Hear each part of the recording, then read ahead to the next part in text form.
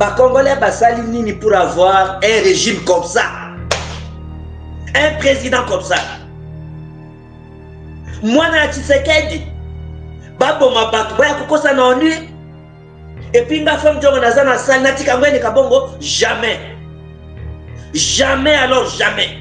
Il y a une main noire, Félix Tshisekedi a lobby yango, il y a une main noire. Yango esengeli ba créer commission wana interne ya service na kati ya Makala. Non, mama bibi eza bongo te. Yo za moto ya bosembo, moto ya sembo, moto ya bwanya. Biso nyonso tolingi koyeba vérité. Na ba déclaration directeur la prison à lobby. A lobby que non, bo pesanga ordre na kata courant ba kusala opération na bino. Opération bino raté ko yanga bolingi bo bomangai bino moko. Alors nous avons besoin, on a rejeté. Na sengi na peuple congolais ba rejeter commission interservice wana. Ça ba lobby ba kuna ye ministre des droits humains à l'obé le côté na Congo. Ba présenter condoléances na Congo. Ozolanda ba solidarité nationale te aye ko se kabana mulimo ya bana Congo. Voilà d'abord au niveau ya Maluba. Au niveau exposé. Pendant que Mindele tant bazui Maloba, bazan la volonté vraiment que ma droit de l'homme et l'Obama tous ba résolution na ba Thierry Michel wana nyonso ba dénoncer ba na ba exposer na bango ya mike. OK, à ça l'incident liboso aye ko lobisa vice ministre wana. Tova indicateur za ka débat ta vice ministre lobi to za ka débat. Et le débat, moi si on a le cas là, basolo qui déjà naie bango ayeba kite ke tokozana kati bazaki surpris ke tozana kati. D'abord lokola Mindele bazako loba mutu moko ya protocole ya ministre azako boya congolais moko a filmé. Alors congolais wana bango bayeba kite ke azaki correspondant à RFI pe à France 24 a outi na Congo te, c'est quelqu'un qui a azana ba batch de ko na nyonso fils azaki pe invité. Vous voyez qu'on comprend après. Alors, ça c'est deuxième incident. Donc, vous avez l'image de Zouamate. Mais comment vous avez l'image de Zouamate qui drôle un beau cannabis? Et ça, tout ça, la Katia Oni, maman. Oni, pas seulement n'importe quel Oni, mais Oni, ils ont traité comme un droit de l'homme. Donc, comme ce que yo, moment, qu'on pèse à Malouba, pour tout dans la discussion. Honnêtement, dans la discussion, moi, si on a le cas là, bah, moi, qui est bah, aussi, bah, celui qui déjà naïe, bah, boy débat. Kaka, message à le couteau, Mindele bati kalanango, vérité à Congo, et banate na Nations Unies droit de l'homme. Alors, Nathalie Boye, total ni na lipasa, parce que déjà pour le vemba, to bien na lipasa nganaï. Tu crois que tu que babomi ba congolais et puis tu as quatre Nations Unies, baye ba message à peuple congolais te, baye ba makanisi à peuple congolais te, o kindo kite, nabi botutu oyo libo le botutu oyo ya régime à Chilombo, qu'est-ce qui ne va pas? Maman régime wana, c'est une malédiction pour le pays. On ne dit jamais que le régime à moi na Tshisekedi na au niveau international ba ko kuta boy ata mboko yango bolinga yango te bosi boyi belé mais laissez de fils que les gens en vie ba présenter condoléances te na ba bomi na Makala ba lobby national te ba yepe ko wanga na awa oyebi ke maréchal Mobutu mama bibi na masaka Lubumbashi ka mutu moko to mibale. Mais Mobutu a été sanctionné. Kabila, le père, a été sanctionné pour le droit de l'homme. Joseph Kabila. Tosi il y a Nemwanda Sen, mais il y a Force commune, père. Non, ma force commune, mais mais tellement makambo Chilombo bato abomi. Na abomi si. Wa wazale na Goma. Na kati église, on a tué combien par Nabagère? Oh, bah, on a tué Bazo tambola babomi. Mais nous sommes à Chilombo. Na boloko, maman. Il n'y a aucune pression au Esco, ça que l'État a la capacité de rétablir l'ordre public sans Kobumabat. Du retard des prisons, tous en Belgique. Alors, qui n'a tout naé. Bayebisa ki ngana kata courant, mais balibo bomanga opération ndo ça les raté, ba bomi batu. Oh ya ngeza ba. Bona bomana ki tout naé. Biso to kolukela yo ye otuna mituna. Chilombo c'est l'incarnation de l'État contre le peuple. C'est l'assassin, le criminel responsable de Baliwa Nanyo de la Chilombo. Et il doit répondre. On ne laissera pas impuni ça. Obazo Finga et Talibango, Congo et Zoke Nabitumba, qui le dictateur sanguinaire, le génocidaire Chilombo est atteint. Et on va les déshabiller jusqu'à les faire partir. Ou les capturer. Ndenge Chilombo abomi mboka pazo continue ko boma azo yiba koleka bato tu bazo yiba na Congo. Donc abomi koleka Mobutu, abomi koleka Kabila Joseph, abomi koleka tous les présidents qu'on a connus au Congo, azo yiba koleka tous les présidents qu'on a connus au Congo. Donc entre le mal et le pire, il faut choisir le moindre mal. Et puis le maréchal Mobutu Aloba qui m'a bibi que ce qu'il faut que ça l'alliance na diable pour na ko protéger mboka ko sauver mboka akusala yango. Chilombo azoko sa ba congolais pour na sentiment anti-rwandais. Si Mobutu akufaka arekula kate na bapopo wana landa nanu Chilombo azoko sa ba congolais pour na les sentiments. Ay Mobutu arekila te. Ah ok. Mobutu arekila te parce que pour lui il faut sauver le Congo. Arekila te. Alors Chilombo azoko sa ba congolais ko toucher bango na mitema na sentiment ki rwandais pour profiter na eloko wana dans l'entretemps azo boma. Tango babomi 2000 congolais na Makala. Yebsa nanu, c'est Kagame qui est venu tuer là-bas. Tango babomi 150 wazali na kati ya Goma l'église. C'est Kagame qui est venu tuer. Tango babomi na Katanga na Kilua. O bato église bazana l'autre côté. C'est Kagame qui est venu tuer. Tango babomi ba nemanda ba décision nemanda sem na lui là. C'est Kagame qui est parti piller, qui est venu tuer.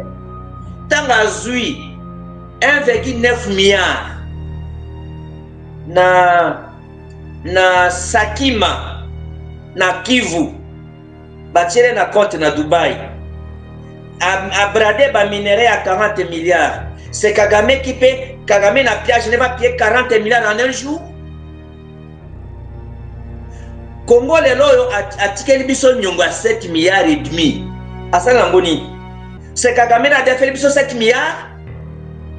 Alors bato bazo e belo côté nde baza on leur dit des choses qu'ils désirent attendre.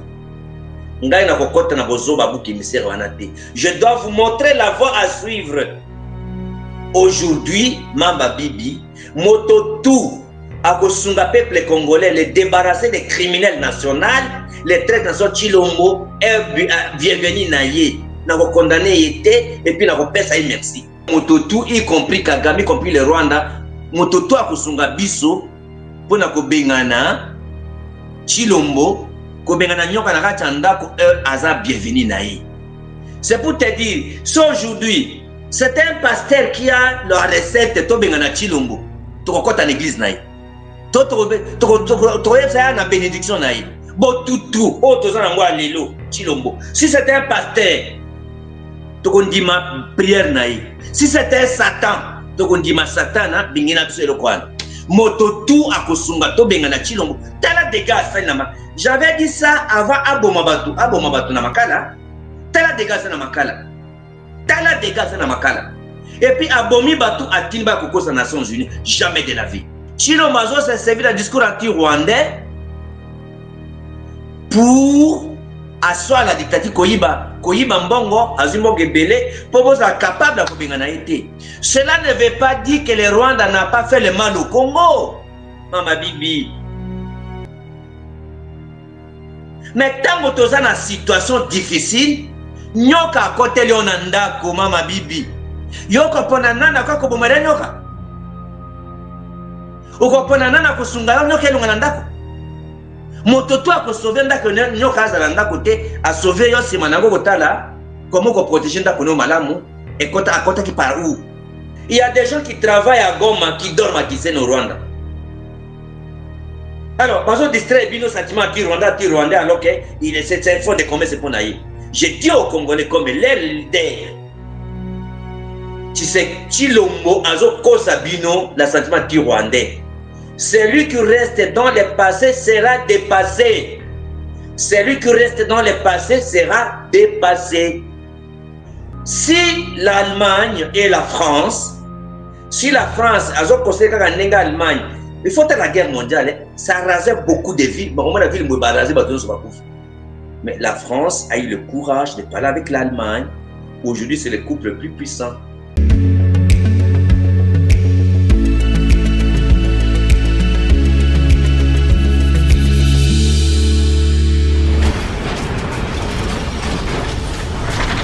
Ma mission TV, le miroir du monde. La ministre, il a dit ici, gardons les finances. Ont-ils fait le deuil national? Le deuil national. 2000 personnes ont été tuées. Hier, on a arrêté un journaliste. On respecte les droits de l'homme?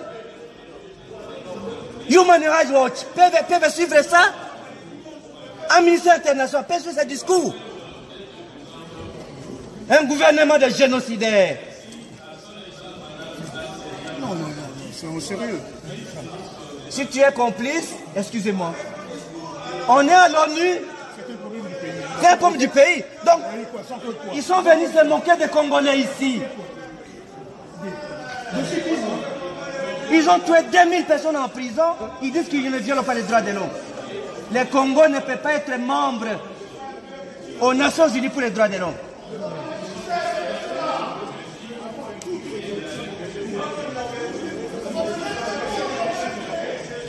On a pris Jean-Claude Vouemba. Oh, il a dit chapeau.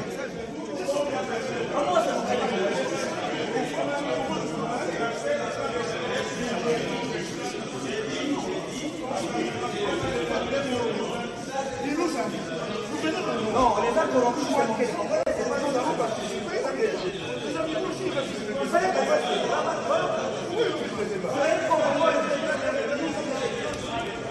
Hier, on a traité les personnes. Hier, on a arrêté la journaliste de la marche. Mais comment?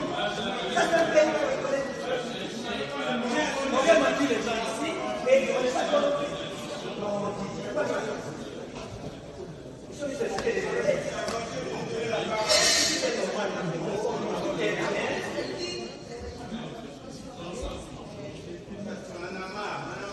C'est anormal de ne pas donner la parole. C'est anormal. Nous sommes quand même les personnalités politiques de ce pays, non? Pendant 18 ans, député national, président de l'Assemblée provinciale du Congo central, grand leader du Congo, dit, soyons sérieux quand même, il faut respecter les gens.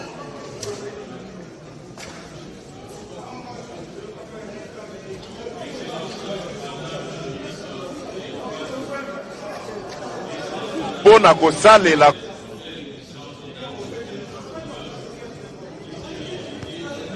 Desculpa, invita aqui.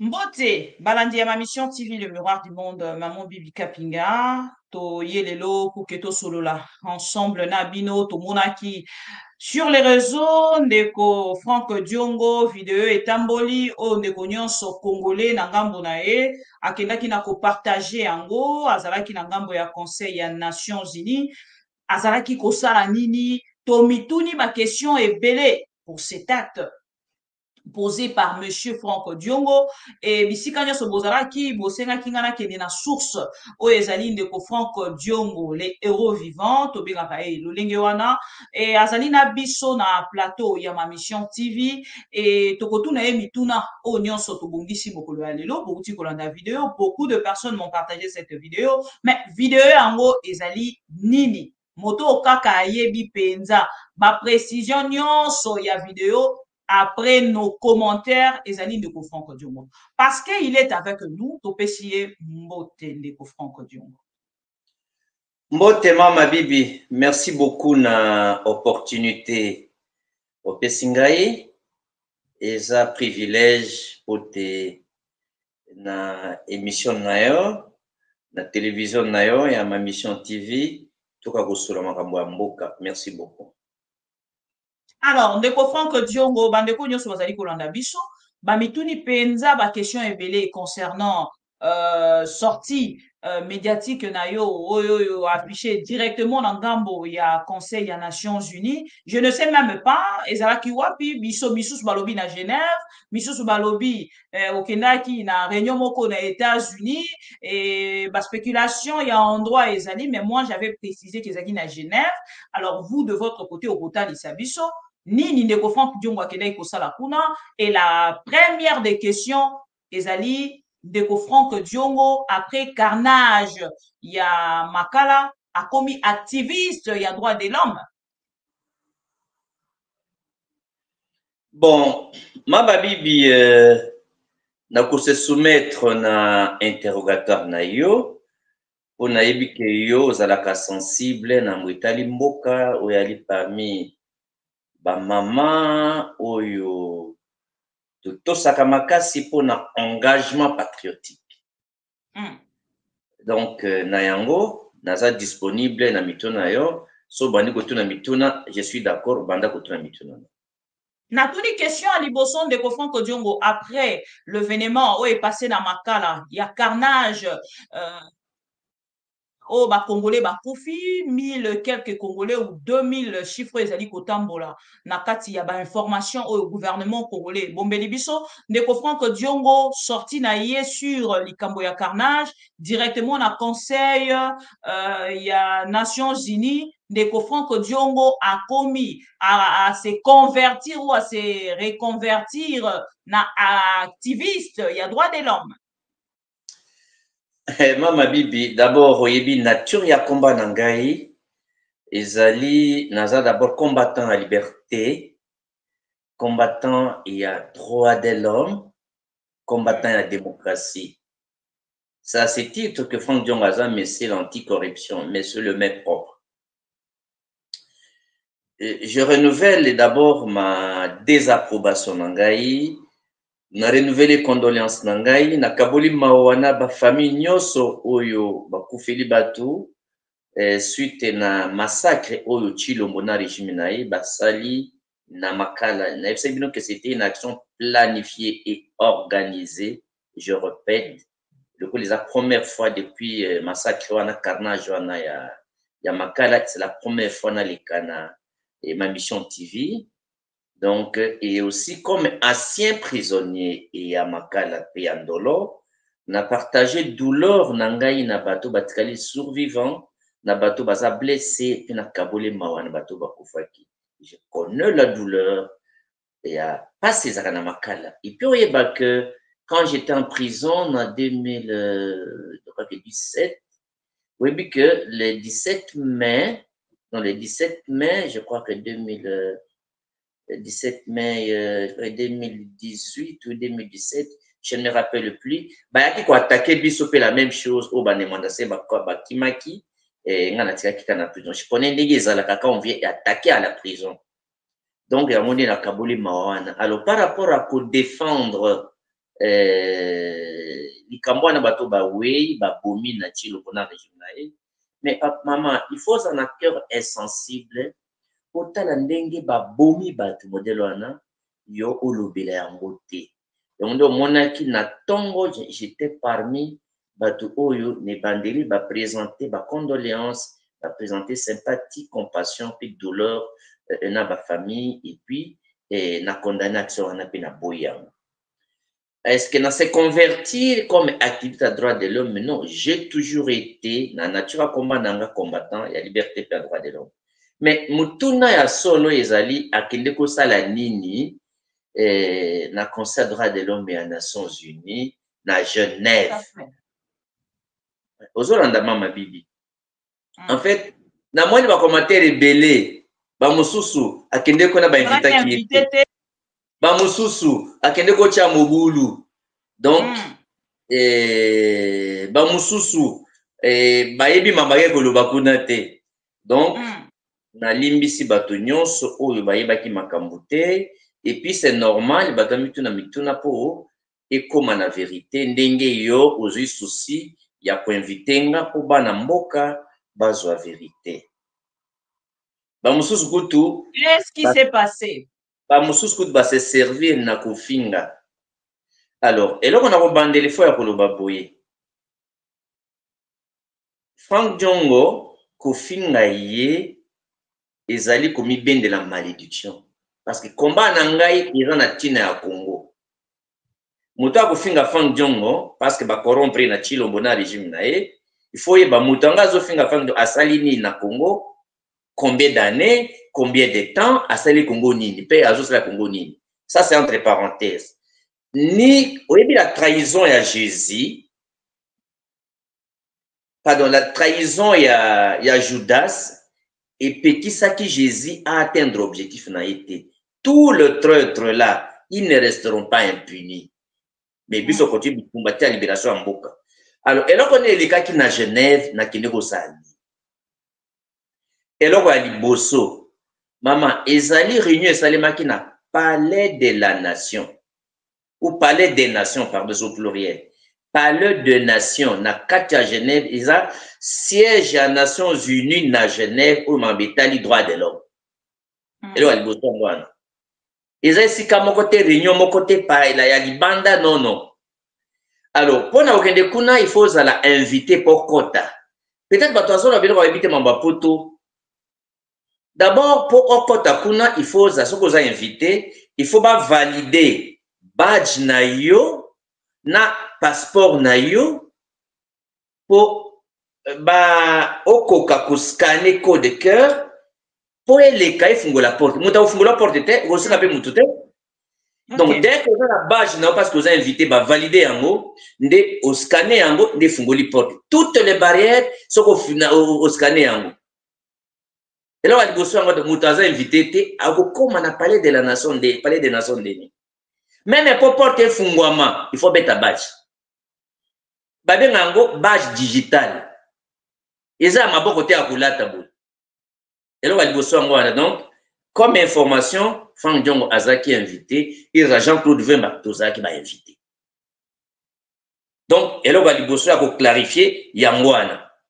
Mais est-ce que Bozalaki m'a invité ou Bazaki na liste ya kozwa parole? Ça aussi, c'est une autre chose. Alors, et là, on va Yangwana. Donc, c'est pour te dire que Tozaki m'a invité pour participer. Et là, on va Yangwana. Réunion Anna Ezalaki inscrit na cadre ya 57e session. Il y a Conseil des droits de l'homme et les Nations Unies. Ça, c'est le caractère officiel et la nature de la réunion. Na réunion Anna, on devait traiter les dossiers de la RDC. Alors, Ezalaki a organisé une dengeni. Il y a Liboso, Ezalaki a la conférence. Na conférence Anna, bato bavanda ki liboso na bato bavanda la koyoka ba panéliste donc ba conférencier bato oyo bavanda ki liboso ezalaki côté à communauté internationale na côté ya ba congolais côté ya ba congolais banani bazalaki na droit ya ko exposer ezalaki ministre ya droits humains ya mwasi ya congolaise. Ambassadeur ya Congo, babenga yango ambassadeur, babenga ye ambassadeur permanent ya Congo na ONU Genève. Bango mibale bazaki na exposé ya auditoire to ba participa yoka. O bavanda ki côté tozaki na comme ba auditoire ezalaki ambassadeur ya Congo na Suisse parce que na Congo na Suisse il y a presque deux ambassadeurs ambassadeur normal ou azaka na Berne na ambassadeur oyo permanent avant na Genève côté des Nations Unies Genève. Donc ambassadeur ya Congo na Genève avandaki pe côté population bavandaki, ambassadeur permanent avandaki likolo na ministre, et puis la vice-ministre aux affaires étrangères ya Congo avandaki côté azaki na droit ya maloba te na kopo pour exposer côté communauté internationale tozalaki na ambassadeur permanent ya Royaume de Belgique na kati ONU Genève azalaki présidente ya experts internationaux na RDC bazalaki représentant ya commission ya bureau conjoint ya droit de l'homme ya Nations Unies azalaki représentant ya haut commissaire général na droit de l'homme na kati ya Genève azalaki Thierry Michel oyo asaki film il y a silence, comment on appelle ça, l'empire de silence, azalaki. Alors, bato na nyonso ya likolo, il fallait motamoto exposer. Na programme officiel na kotindila yo, na programme officiel, après kosi sa ba étape nyonso wana. Nde sikoyo, ba prévoir 40 minutes ya débat. Na 40 minutes de débat après koyo ka exposé à batu nyonso nego yeba ba conférence nyonso so ba conférencier ba exposé bato ba yoki batuni ba question pe bozui ba résolution to ba recommandation de ba retenir yango. Donc moment ya débat il fallait sikoyo to débattre pour la situation ça droit de l'homme na Congo. Alors ba ere ba break alors na bosani oyo azalaki modératrice Christine, qui en fait, c'est une Africaine, Azalaki correspondante permanente de l'ONU Genève. C'est une correspondante, une Africaine. Elle repose, de négocier na ye. Elle a break. Tant que zongeli, va exposer à Souka, va exposer, passe un programme, après va exposer à Souka, et tout ça, le débat, nde to bakati toke kolia. Maintenant, tant que to zongeli, anomalie à Liboso, a programmé vice-ministre Affaires étrangères, ou azala qui na programme officiel te aloba, a exposé. Oh, ok. Incident à Liboso, na programme officiel na Nations Unies ba komaki, vice-ministre Affaires étrangères Azaki programmé T. Donc, anomalie de ba matissé à lobby. Donc, et comme le côté congolais, 3 personnes ba lobby. Ma lobby. Pourquoi un pays ne peut pas planifier un discours bango nyonso wala belo komoko na mutu moko. Ambassadeur a exposé, ministre des droits humains a exposé, ba eko baki salisusu vice-ministre ya Affaires étrangères a ekoloba. Message na bango nyonso ezali lokuta sur lokuta mabe sur mabe. L'état congolais a l'état ya malamu ba violaka droit de l'homme te ba kangaka mutu te donc arrestation arbitraire ezalaka te donc mabomaka mutu te donc un pays ezali ko la paradis ba pesi image ko la paradis ba ngo faux semblant. D'ailleurs, na yango, le cas de l'État moko ya malamu, il y a droit de l'homme tout saka, tout kanga mutute, il n'y a pas de prisonniers politiques là-bas, il n'y a pas d'exilés qui sont, il n'y a pas d'opposants qui sont des exilés au Congo, Batonio c'est ça bien, donc droit de l'homme respecté, na vision à président de la République. Ma fout a vraiment matiti na mutu, na lokuta, bango nyonso misaki. Alors, exilé politique, le roi Franck Dion voyait la Kati. Des cochons de vont exilés à la Kati et bango ba obuka lokuta. Je comprends maintenant. Alors, tant que vandoana mama ezana no bongo te mama bibi. Siko nga na ancien prisonnier nazo tala babomi 2000 personnes na régime Chilombo. Baya ko wanga na mamba lokuta baka mutute. Na otala nombre ba prisonniers bazali de babomi na Kilua, de babomi na bomba na Matadi na Goma. De babomi na Kinshasa na prison. Denge babomaki na lui la kuna na ba Congo. batambu da Congo otali bato wana nyonso baya kowanga na nyonso oyo kindoki te nabi botutu oyo libole bututu oyo ya régime ya Tshilombo qu'est-ce qui ne va pas maman régime wana c'est une malédiction pour le pays nawe kondima jamais que régime à mwana Tshisekedi na au niveau international baya kokuta boy ata mboko yango bolinga yango te bosi boyibe ebele mais laissez-le que les gens en vie ba présenter condoléances te na bato babomi na makala ba lobby de national te ba epe ko wanga na awa oh to garder une minute ya de national nabi mutanga ekolo baba garder une minute ya une minute ya silence bato akufi mais bango monde babomi bato kuna na Congo mais non pas seulement ça mais une minute kuna mais pas au Congo yamana zolo de ministre balobi bato kuna ye ministre à droits humains alobe le côté na Congo ba présenter condoléances te na Congo ozolanda ba solidaire national te aye ko sekabana mulimo ya bana Congo voilà d'abord au niveau ya maloba au niveau ya exposé pendant que mindele tango bazwi maloba baza na volonté vraiment que ba droit de l'homme et l'Obama tozwa ba résolution na ba Thierry Michel wana nyonso ba dénoncer ba na ba exposé na bango ya mike ok asala sida liboso aye ko lobisa vice ministre wana tovandika tozaka débat ta vice ministre lobi tozaka débat ya débat moi si on a le kola basolo ki déjà na ye bango ayebaki te ke tokoza na kati bazaki surpris ke toza na kati d'abord lokola mindele baza koloba mutu moko ya protocole ya ministre aza koboya congolais moko a filmé.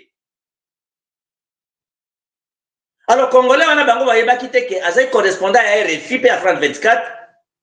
Aouti na Congo te, c'est quelqu'un qui a azana bakbatch bio connaît nos office. Azai qui peut inviter. Vous voyez qu'on comprend encore après.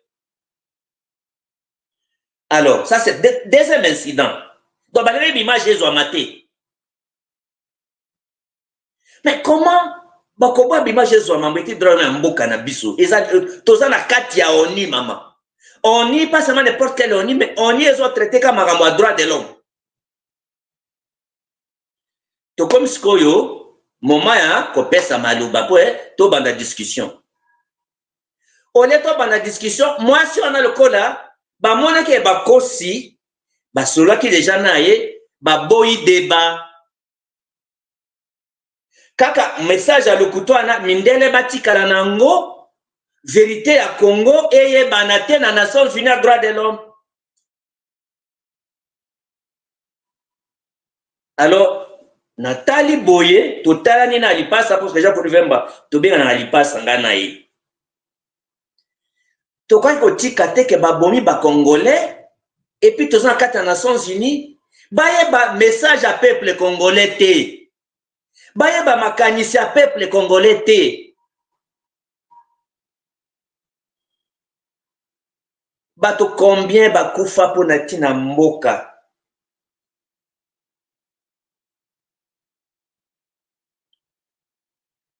otali baboloko tokota bato bawe oyebi ke Maréchal Mobutu mama bibi na masaka Lubumbashi ka mutu moko to mibale mais Mobutu a été sanctionné. Kabila le père a été sanctionné pour le droit de l'homme. Joseph Kabila. Tosim sa imambo ya nemwanda semi pe ya chebea. Force commune pe. Na ba force commune biloko na nyonso. Mais tala makambo Tshilombo bato abomi. Na abomisi. Wa ba wazalendo na Goma. Na kati ya église, on a tué combien par Nabager? Oh, ba ko na tibu awa. Bazo tambola babomi. Mais nyonso eza muta Tshilombo. Na boloko mama. Il n'y a aucune pression au Esco Salema na boloko ça que l'État a la capacité il y a qu'à rétablir ordre public sans Kobumabat. Directeur de prison tous en Belgique. alobaki na tuti na ye bayebisaki nga na kata courant mais balingi koboma nga lisusu opération bakende osala erate babomi bato oyo yango eza bato bomonaki tuti na ye biso tokolukela yo ye otuna ye mituna aza na Belgique traité la prison. Merci beaucoup papa.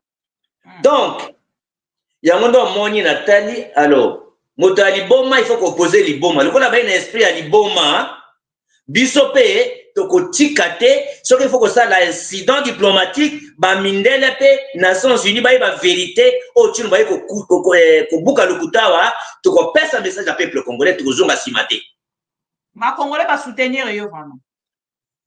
Tu penses que nayebi te ke naza candidat président? Tu penses que nayebi te ke naza mokolo?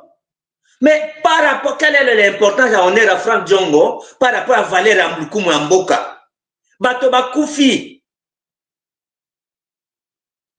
Tozalaki obligé ya kondima te ko garder silence wana lokola lokuta chimwa ya Congolais.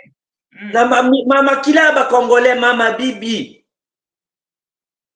Ki nazo loba na boye nazo kanga mote mama ya miso ngebima.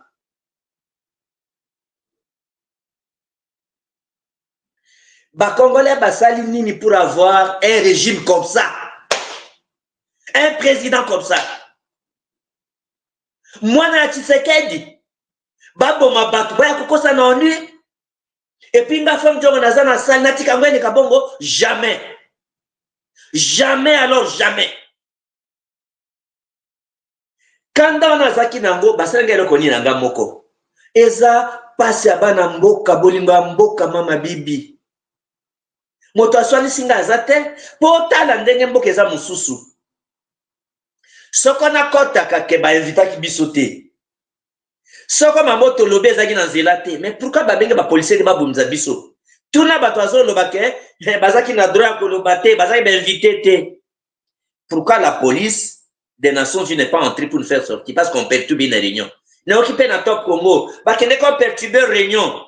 Si on avait perturbé, où était la police pour venir nous faire sortir? Bon, moi, je vais vous dire, Tobimi pour un mécontentement, il y a tout quoi parce que réunion ils allaient dans souka. Après débat clôturé. Toboya ki ko vanda TR bazo clôturé, nde tobimi pour na ko pesa message à notre président na bana Congo ba mona ke Tshilombo c'est l'incarnation de l'État contre le peuple. C'est l'assassin, le criminel responsable de Baliwa na nyozo la Tshilombo. Et il doit répondre. On ne laissera pas impuni ça. Oyebi Nzambe, Mama Bibi, Dieu n'est pas dans la majorité. Dieu est dans la vérité. Même ceux qui ont recruté les journalistes nyonso ou bazo corrompre. Même ceux qui ont recruté tout interne bazo corrompre. Même si tout le monde s'attaque à Frank Diongo, ça ne m'influencera jamais. Je vais continuer jusqu'à atteindre mon objectif. Donc il faut que Frank Diongo est de l'autre côté. Ça ne changera pas la nature de mon combat.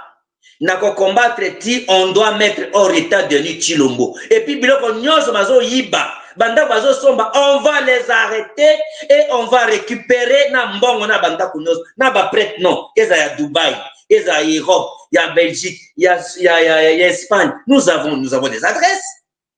Il y a une commission d'investigation. Na ba côté bazo fungola, on récupère ça pour reconstruire le pays. Ndeko Frank Diongo ozali ko se Donc je crois que eloko wana comprendre le déroulement nango. Oui, on a comprendre ce peuple congolais peut également. Si on découvre Frank Diongo yemo ko aza ko se reprocher na nini na oyo bato bazali koloba sur ye et ndeko Frank Diongo aza ko zela nini na Genève. Non ba reprocher na moi na se reprocher de l'homme côté, nga au contraire naza à l'aise, naza content que na meni message à peuple congolais. Jo botanga ki tuti nanga. Ono na émission awa na lona rappela ki yango na tuti nanga nyoso. Au contraire, naza à l'aise que na porté mungongo ya ba congolais na Nations Unies à droit de l'homme. D'ailleurs, pour mon accueil, action patriotique. Oh, Jean-Claude Vwemba, na Frank Diongo, to bundeli bana mboka na kati ya Nations Unies à Genève. D'abord, nga na vanda na Belgique, Jean-Claude Vwemba vanda na France. to futi ba billet d'avion biso moko te ko vendre dans hôtel bi chaka muta futa hôtel na ye pona ko bundela mboka. Imaginez-vous mama bibi ne to ke boye au futi ticket d'avion aller retour au vendre dans hôtel oye ka balobi le couteau zongi to yaki tourisme te ko bundela mboka. Ya vile to ko zonga bongo te ça tout ça là comme en faveur de la démocratie, en faveur de la mboka et en solidarité ya batonyo so mukile ba vérité ya oyezo kana Congo parce que kuna chino bazo pesa régime na faux semblant, manipulation d'opinion, corruption. Potalaka munduki yango est touché bango. Basali conseil des ministres vendredi. Ma incident yango esalamaki vendredi na Pokwati na Butu. Alors, est-ce que yoki communication au gouvernement? Tonyati yango. Yami Balé. Le kola répercussion est makasi ti na New York. Parce que awa na poto balakisa ngo makasi ti na ba télévision ba belge, ti ba télévision ba français, ba état nyonso balakisi. Même les états africains. Motomoka yetinga lobi ke même na Burkina Faso balati yango. Donc ti les états africains batuna ba pays nyonso balipesa Nations Unies mobimba. Donc objectif est atteint. L'objectif est première étape objectif est atteint. Mais bitumezo continuer.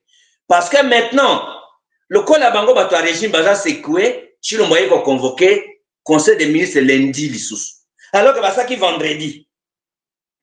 Baye ko convoqué conseil des ministres lundi. Pour na kota semelo ke o bazo finga et talibango Congo ezoke na bitumba. Qui les dictateurs sanguinaires, le génocidaire Chilombo est atteint. Et on va les déstabiliser jusqu'à les faire partir. Ou les capturer. Alors, na conseil des ministres on a lundi, alors que basaki vendredi.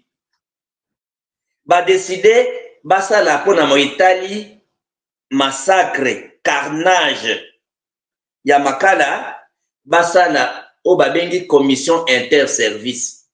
Commission interservice selon Félix Tshisekedi. Landa nanu maman bato bakufi ba présenter condoléances te. Basa idée nationale te. Bakundi bango bache bato soko 5 dans chaque cercueil. Non, Kene Kotia Bango, c'est une précision que vous n'avez pas.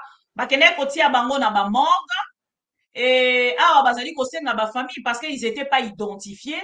Baza Koseng n'a pas famille, mais Bango déjà. Là, il a enfermé. Bakene ko kunda bango déjà. Oui, bakene déjà ko kunda bango. Donc bakunda bango déjà avant lundi on a quoi équipement tout ça bakunda bango déjà. Batasaki bango chaque seconde bele 5 personnes ba te belé non bakunda ki bango déjà. Na côté no ba vidéo bazo ki nukuna no tele ba vidéo. So what aussi ça na zo tino vidéo. Donc conseil des ministres vendredi ba traiter kawanate.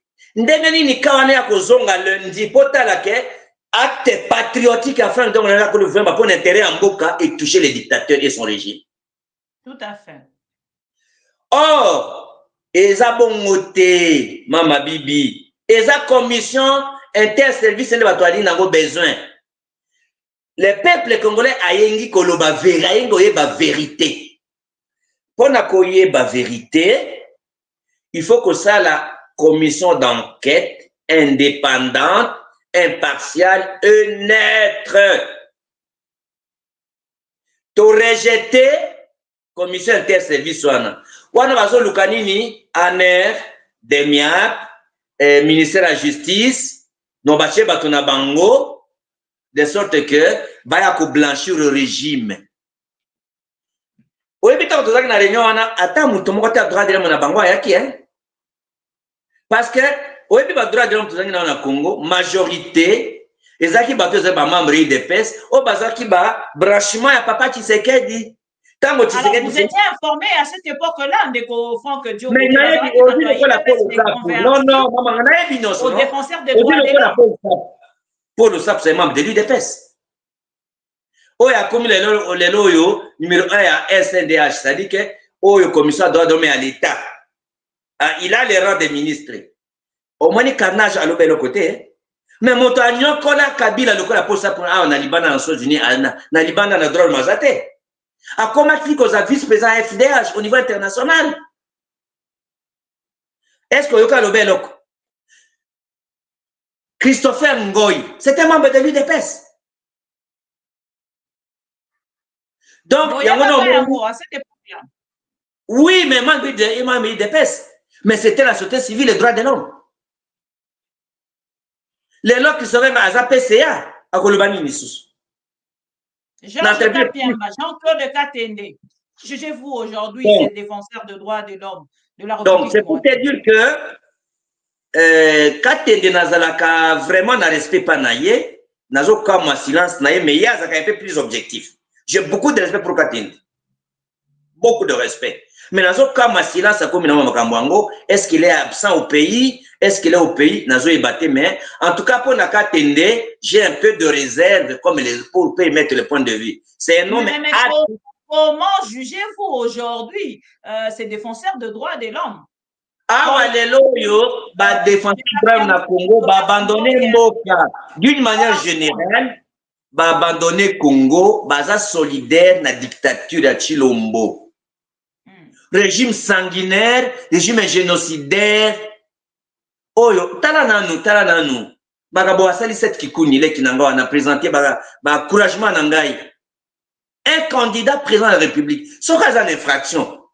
Bon respecter loi, bon respecter droit, bon respecter procédure, bah sambisaye. Namonaki, moi sinae. Azolo bakeno, basala qui est déjà opération. Opération, 2 semaines avant l'arrestation.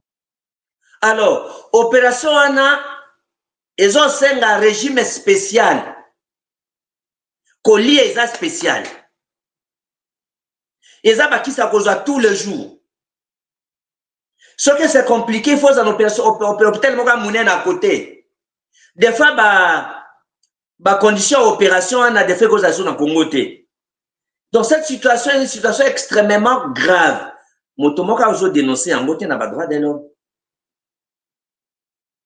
Donc, objectif n'a biso pas comprendre. Tant que touché bango bongo, ça le conseil des ministres va décider bongo. Donc, même les résolutions bazui, et ça comme maquillage, pour voir le bakenon, tout ça, commission, bakoluka babouk émissaire, comme tous les jours. Bakoluka babouk émissaire, bakusala ba fausse. Il y a une main noire, Félix Tshisekedi a lobby, en gros, il y a une main noire. Yango esengeli ba créer commission wana interne ya service nakati ya makala. Non, mama bibi eza bongo te. Yo za moto ya bosembo, moto ya sembo, moto ya bwanya. Biso nyonso tolingi koyeba vérité. Na ba déclaration directeur à prison à lobby. À lobby que non, bo pesanga ordre nakata courant ba kusala opération na bino. Opération bino est raté ko yanga bolingi bobo mangai bino moko. Alors nous avons besoin, on a rejeté. Na sengi na peuple congolais ba rejeter commission interservice wana. Na yo patriote munene sala effort que commission au balbe interservice a rejeté. Autre sengi plutôt importance na yango ezali nini parce que la maman commission interservice et koya kaka kokosa ko blanchir Chilombo na régime nae pona ko luka bouc émissaire à lokuta. Oh, parce que population congolaise autokoufeli. Oui, bi douleur naza nangote comme ancien prisonnier. Naza pas si makas et comme défenseur ya liberté et à droit de l'homme. Makile zo tanga na kati ya motema mama bibi. Yesengeli bazwa boye. Au lieu à commission interservice, ça dit que commission pour ça service à sécurité la justice, ils ont monté. Pe bato droit de l'homme ya Congo, tu as une confiance dans monté. Parce que batali ici que bazo soutenir Chilombo na régime naï. Ba garder pe silence. Alors bango de bazo ko simisa, c'est à Mobutu, c'est là Kabila le père, pe c'est là Joseph Kabila. Le col peuple ba abandonner peuple. Bazo soutenir peuple té, en tout cas peuple bazo na confiance. Na bangote naza na légitimité ya kolobo nazo lobana Maintenant, qu'est-ce qu'il faut faire? Parce qu'il faut enquêter ça, les gens. Va créer commission mixte. Communauté internationale, et côté congolais. Côté congolais, batia batenyoso balingi batia, o bakuluka kokote la chilombo na régime nae. Mais déjà, il faut ça la mandengeni pendant que le gouvernement congolais, s'il vous plaît, de Franck Diongo, s'il vous plaît, déjà le gouvernement congolais a dit qu'on reconnaître chiffre ya Women Watch T. La Belgique a lobby a dit qu'on a résultat pour na koyeba lolengeni ba kosala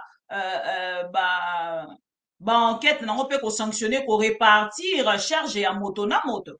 Mais le gouvernement congolais déjà a ko reconnaître chiffre T. Tozonga na bitumba ya ba chiffre.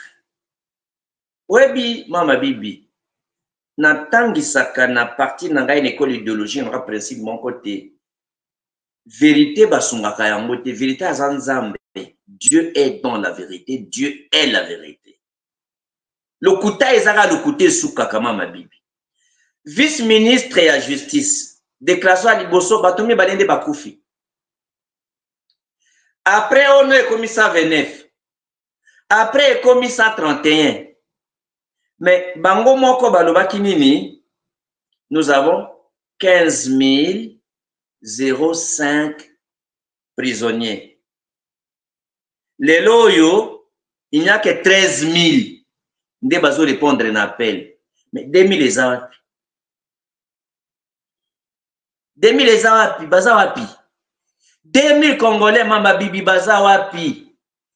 2000 Congolais bazawapi. Bazawapi mama bibi. Et nous allons laisser un régime criminel comme ça? Ça que Moukiliba yeba? Non. Non et alors non. Tous on a besoin de vérité, rien que la vérité. Bayeb Sabiso na ba chiffre na bango moko. 2000 personnes, bazana ba prisonniers manquent à l'appel. Yango de ba tumbina ba greffe pour dossier la nanate et banate. Mais bah ça appelle ça nombre bango moko avant. Le fait que le directeur des prisons Azali Banda bazana mokuwa. Na yango donc du côté congolais, bazwa batona so bali kozwa. O bakwa ko blanchir yé. Mais du côté vraiment ya ba ONG à droit de l'homme, o le peuple a nango besoin. O ba défendre ka peuple à tout moment.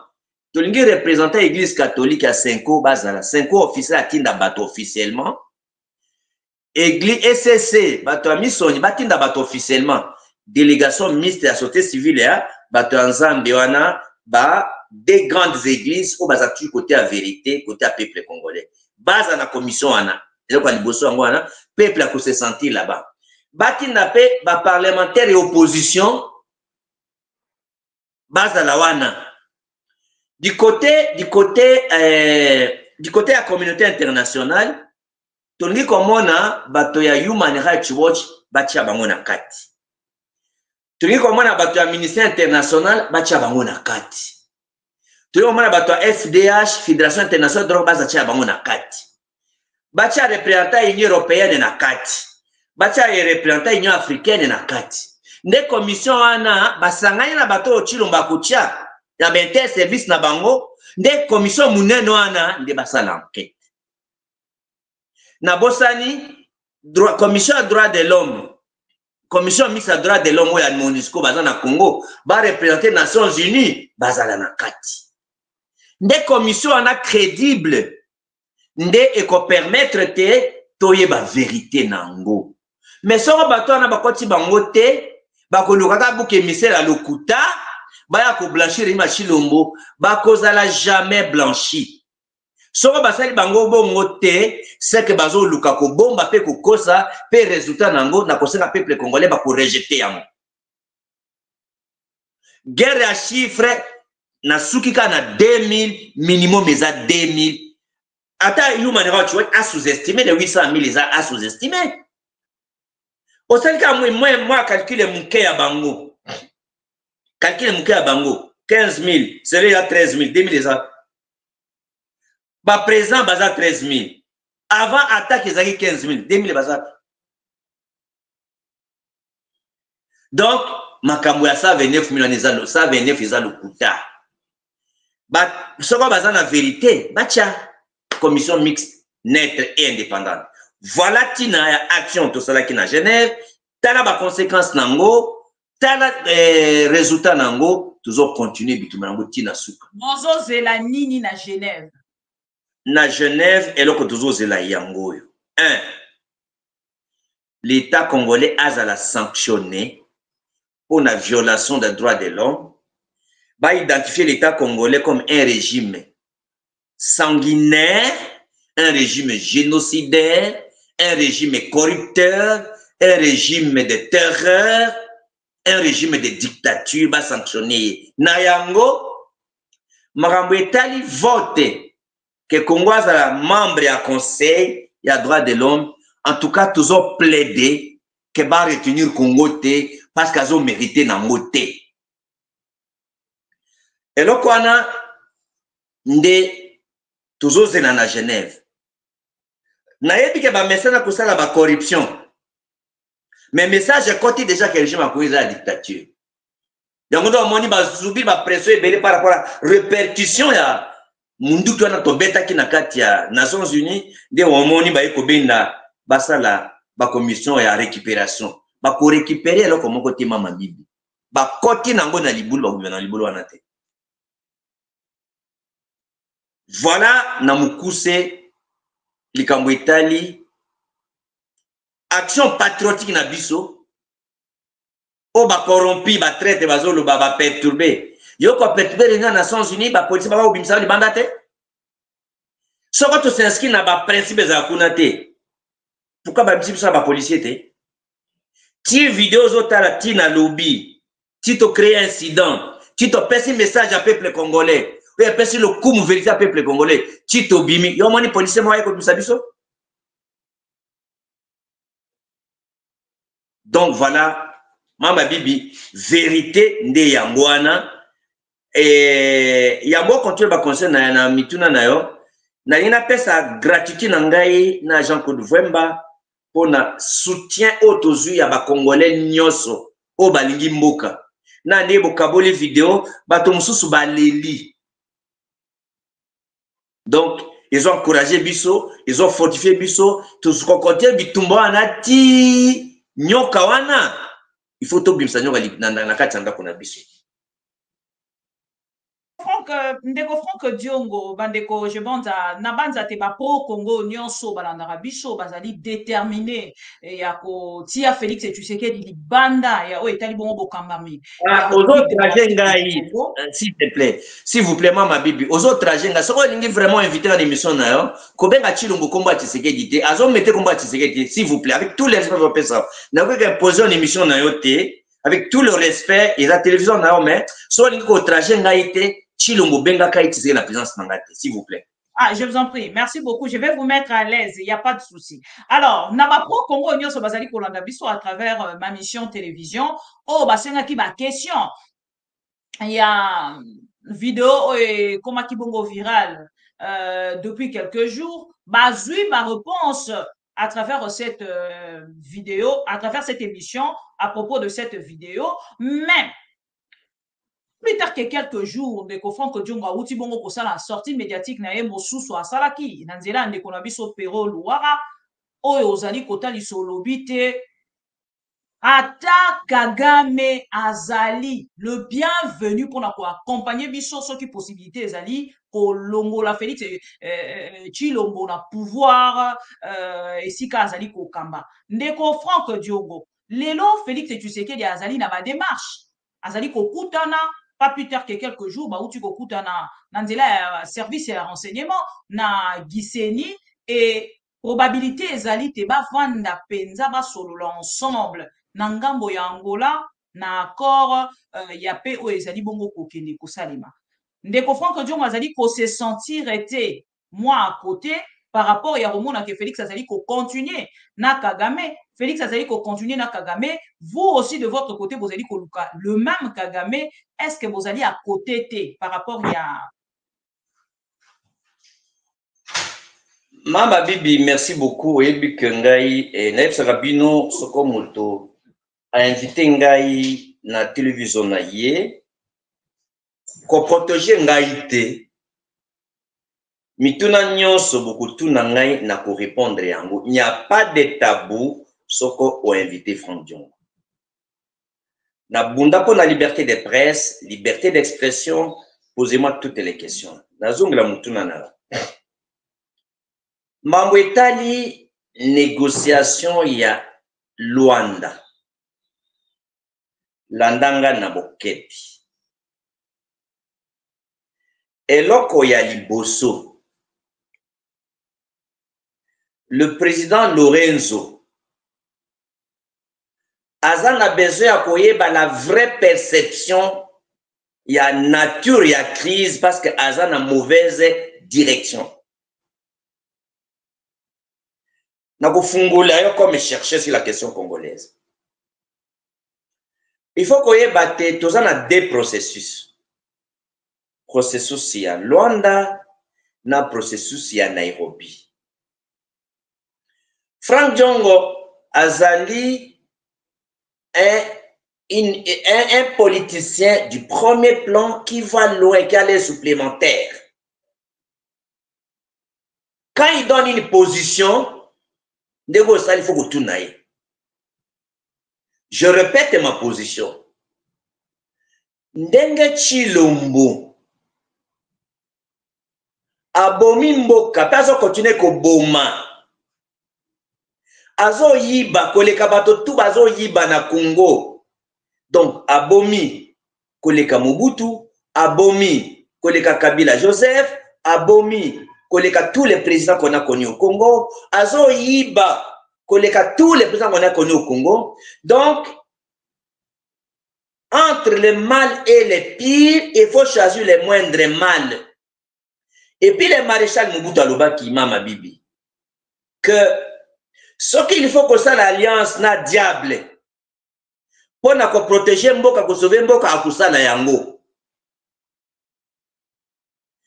Chilombo azokosa ba congolais pour na sentiment anti-rwandais. Si Mobutu akufaka arekula kate na ba popo wana landa nanu Chilombo azokosa ba congolais pour na les sentiments. Mobutu arekila kate. Ah OK. Mobutu arekilaka te. Parce que pour lui, il faut sauver le Congo. Arekilaka te. Alors, Chilombo azokosa ba Congolais, ko toucher bango na mitema na sentiment ki rwandais, kwa profiter na eloko wana dans l'entretemps azoboma. Tango babomi 2000 Congolais na Makala. Yebsa nanu, c'est Kagame qui est venu tuer là-bas. Tango babomi 150 wazalendo na kati ya Goma na église, c'est Kagame qui est venu tuer. Tango babomi na Katanga na Kilua, o bato bato église bazana l'autre côté, c'est Kagame qui est venu tuer. Tant que babomi ba demanda ba décision demanda sem na lui là, c'est Kagame qui est parti piller, qui est venu tuer. Tant azui 1,9 milliard na Sakima na Kivu batiele na compte na Dubaï a bradé ba minerais à 40 milliards. C'est Kagame qui paie. Kagame na piage ne va payer 40 milliards en un jour. Congo le loyo a tikeli biso nyongo à 7 milliards et demi. Asana ngoni. C'est Kagame na défait biso 7 milliards. Alors bato bazo ebelo côté nde baza, on leur dit des choses qu'ils désirent attendre. Ngai na kokota na bozo babuki misère wana te. Je dois vous montrer la voie à suivre. Aujourd'hui, Mamba Bibi, moto tout à kosunga peuple congolais, les débarrasser des criminels nationaux, les traîtres nationaux Chilombo, bienvenue naïe, n'a condamné été et puis n'a pas ça merci. La même philosophie tout ça la papa naïe, papa Tshisekedi. Papa Tshisekedi aza démocrate, tango afidèle les oya, landaka na bokebi. Tango afidèle les oya, olenga ko ya za envie. Atindo lengako akutana kaga akutana na Mzee Kabila kwa yebisa ye nono tukolemisa Kabila Tshisekedi Mobutu awa aya biso na Kinshasa ayebisi biso affaiblissez le régime à Kinshasa. Bon bakanga kanga po na nini na cette régime à Mobutu. C'est parce qu'on a exécuté l'ordre de Tshisekedi. Parce qu'il fallait soutenir Fidel Eya. Est-ce que cela fait que Papa Tshisekedi était rebelle? Un leader donne la voix pour sauver son peuple. Mais moi, je suis quelqu'un qui est avec son père. Je ne fais que ce que son père faisait pour sauver le pays. Alors, qu'est-ce qu'ils ont fait du Congo? Vous avez l'avantage d'avoir un monument, qui est Franck Diongo. Natal Sabino Zela. Chilo Mazo s'est servi d'un discours anti-rwandais pour asseoir la dictature Koyiba Mbongo, Azimbo Gebele, pour être capable de faire été. Cela ne veut pas dire que le Rwanda n'a pas fait le mal au Congo. Mama Bibi. Mais tant que tu as une situation difficile, nyoka à côté de l'onandako, Mama Bibi. Yoko ponanana kwa kubomare nyoka. Uko ponanana kusungala nyoka elonganandako. Mototo a sauvé ndako nyoka azalanda côté a sauvé yo sima nango kotala comment ko protéger ndako no malamu et kota qui par où. Mais la perspective d'un accord de paix qui et un accord de Luanda. N'a expliqué contexte nini na lobi ke mototo y compris Kagame y compris le Rwanda mototo a kusunga biso pona ko bengana Chilombo ko bengana nyoka na kati ndako aza bienvenue na ye. C'est pour te dire, si aujourd'hui c'est un pasteur qui a la recette to bengana Chilombo to kokota na église na ye. To yebsa na bénédiction na ye. Bo tout o tozana ngwa lelo Chilombo. Si c'était un pasteur, ma prière naïe. Si c'était Satan, ma Satan, bingina biso elokwana. Moto tout a kosunga to bengana Chilombo. Tala dégâts ça na. J'avais dit ça avant abomabatu na makala. Tala dégâts ça na makala. Tala dégâts ça na makala. Et puis abomi batu atinba kokosa Nations Unies, jamais de la vie. Donc nako oyebi ke papa na ya bana suki ça. Nazo mambo ya accord de Lusaka, accord ya Luanda. Na répété pas nayo. Tozaki na papa naye na Afrique du Sud. Il fallait que na ba chef d'état ya mokili. Et ko mati ya kokende ko na Kagame. Nanga na tunie papa mais balobi Kagame az agresseur. Mais tu connais pas Kagame comment et puis balobi ba Rwanda ba poisson na bato. Tokende kuna ndenge nini? Wana ba utaka opérer na miso. Médecin na pékisi ya côte avion. C'est le seul voyage to voyager na Maman Marthe, aza envie. Moubake aza envie. Tokutaki Moubake azaki na Goma. Na utali en Afrique du Sud. To voyager na docteur qui moi na sa kufa réparer des pièces na Afrique du Sud. Alors bien abisso, s'il faut chercher le Congo, s'il faut mourir pour chercher le Congo que je meurs. Là, il a dit ça, il doit voyager contre l'avis de son médecin. Abi mais toi tu okutana na président ya Zimbabwe, Robert Mugabe. Azali ya Kabila, non? Touti kokutana na président Chisano ya Mozambique. Azali ya Bemba.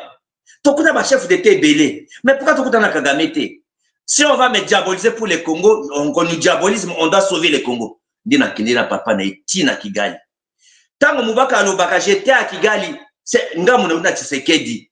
Na Afrique du Sud, Tokutaki Moubake na Goma, nde tokendeki na biso sa Moubake. Quand Moubake dit là, moi j'étais dans cette délégation, à partir de l'Afrique du Sud. Donc, son père n'a pas dit qu'on va les diaboliser pour ne pas chercher le Congo. Les deux principes là, n'a appliqué Yango contre son propre fils. Ça n'a rien à voir.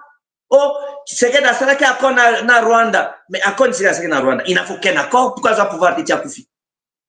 On n'a faut qu'un accord. La même chose aujourd'hui. Franchement, on n'a aucun accord avec le Rwanda. Mais nous avons une position à leader qui doit tout faire pour sauver le pays. Oh, il y a mais je dois libérer le pays. Il faut une attaque, il y a vérité parce que les vérités sont en beauté. Même si les gens ne comprennent pas aujourd'hui, les gens comprendront demain. Pendant qu'on a un accord, la nana bokebi. Pendant qu'on a un accord.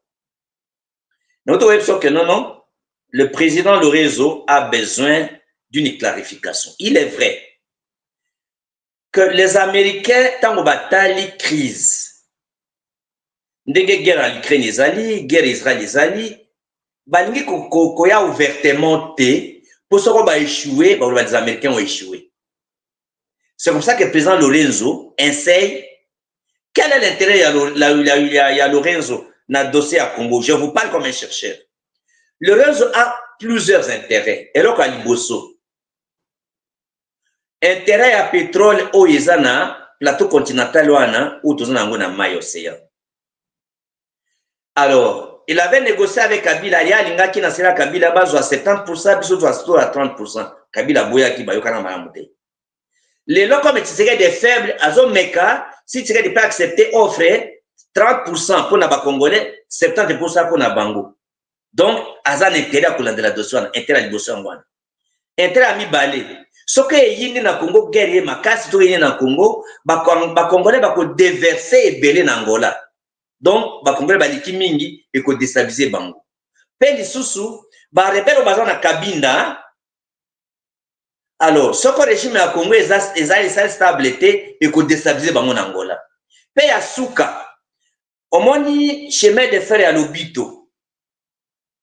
Côté ya Katanga kuna, ali chemin de fer na basala yango pour que à partir ya les minéraux ya iruti Katanga au lieu ekende ke côté océan Indien ekende ke Asie, alors ce chemin de fer na bongi ezo kende côté ya Atlantique directement ezo kende Amérique ou Asie lisouté. Donc c'est un problème d'intérêt d'argent. Intérêt d'affaires à ce moment-là, il y a comme moto à son niveau américain pour m'amener à Congo et qui est de côté na Bango. Donc c'est ça l'enjeu. Ce que tu as sikoyo, la situation ya mboka réellement, ou comment on a que nature ya crise ya Congo, il n'y aura pas de solution militaire. Et puis Tshilombo ne gagnera jamais la guerre et il n'y aura jamais de paix sans un schéma pratique. Un. Luanda avait dit rapprochement Rwanda-Kigali. Tango bakekuna bayukani. C'est l'hypocrisie diplomatique. C'est l'hypocrisie diplomatique. Tango basali accord à cesser les faits. Qu'est-ce que le Congo a obtenu du Rwanda? Pour Azoko Sabino, les sentiments rwandais, il est en face de Rwanda. Qu'est-ce qu'il a obtenu? Un. Le Rwanda a obtenu de Tshilombo et sa délégation que Bazan n'a FDLR n'armée na Bango. C'est-à-dire que vous avez des généraux FDLR, vous avez des commandants FDLR. Comment ça que Tshilombo Lobaki a bengana Kagame, a changé régime, il a des bombes qui vont lancer à partir de Kinshasa, il n'a pas besoin de forces terrestres. Donc, on est sous-estime ça la menace d'un adversaire d'un ennemi en technique de guerre. Alors, et prenons au sérieux. Dans cette logique-là, Tshilombo a signé l'accord en réussissant que le Rwanda a réussi que les alliés qui sont à FDLR, l'armée congolaise, baluka contre le régime de Kinshasa parce qu'on doit les livrer avec un plan de désengagement. Dans l'entretemps, Tshilombo n'a pas obtenu comment il va récupérer les territoires que l'AFC contrôle. Il n'a pas obtenu, il a signé. Il a signé. On lui a mis en face des Rwandais. Qu'est-ce qu'il a obtenu? Tant qu'il y a des services secrets, Bakatsa, na Goma, na Gisenyi, na Ruba, nous discuter. Est-ce qu'ils ont dit aussi au peuple congolais? Nenge Zaboué, na Ndimi Kokutana, na Bata Kagame. Est-ce qu'ils ont dit aux Congolais? Est-ce qu'ils ont dit aux Congolais? Donc, à ce moment-là, les Congolais, ils bololé. Maintenant, ce qu'il y a Yokani, que non, ça la contrôle est mixte. Donc, il va maintenant appeler les Rwandais officiellement. Est-ce qu'il vous a déjà dit ça? Maintenant, deuxième accord, deuxième processus, il y a un processus à Luanda, pardon, processus à Nairobi. Processus à Nairobi, il faut négocier avec les groupes armés. Or, tant que Tshilombo continue à pouvoir, à coûter 50 groupes armés. Les autres ont plus de 200 groupes armés. À boy qu'on discuter, qu'on négocie avec les groupes armés, à boy processus il y a Luanda, pardon, il y a Nairobi. Mais à cause du territoire en Dengenini. Alors que si on veut vraiment, on veut vraiment toucher à Mboka na Kimia, Tshilombo devait poser des actes comme un père de la nation. À tous ceux qui n'ont pas ponamité. Parce qu'à Kokokao Kangama na pouvoir na makasité, il n'aura pas les muscles pour résister. Donc, Tango a rejeté Procéwana. Comment il va récupérer les territoires? Il pense que non, il y aura une victoire militaire, soka signé na Rwanda, à l'Imbaramoko Rwanda, rebelle, notamment Bato AFC, donc, bakosila à récupérer le territoire. Ata yon a place ya Bato Nyonso, soko mutaza mayele, c'est-à-dire, ok, aboy ko négocier na ba Congolais, c'est-à-dire, alors, à chasser les révolutionnaires de AFC, et puis à quelque attaquer le régime, il il avait menacé. Il est tellement naïf, tellement bête, excuse-moi, de croire qu'il peut avoir ces jeux-là et que les stratèges ne vont pas dévoiler ça. En conclusion, donc, il n'y aura jamais de solution, même si Chilomona Kagame Bakone va signer. Nous avons un problème de légitimité de pouvoir. Nous avons les problèmes politiques. Il ne veut pas rencontrer les Congolais parce qu'il a dit que va remettre en cause son élection. Va remettre sur la table la question de sa légitimité. Voilà la clé qui ne veut pas négocier avec les groupes, les révolutions de l'AFC et d'autres groupes armés. Dans ces cas-là, c'est un monsieur qui veut la guerre est commise. Shida nae, pas voilà. Et comme il va faire. Donc, il n'a aucun intérêt ni de la démocratie, ni de la paix, ni de l'unité du pays.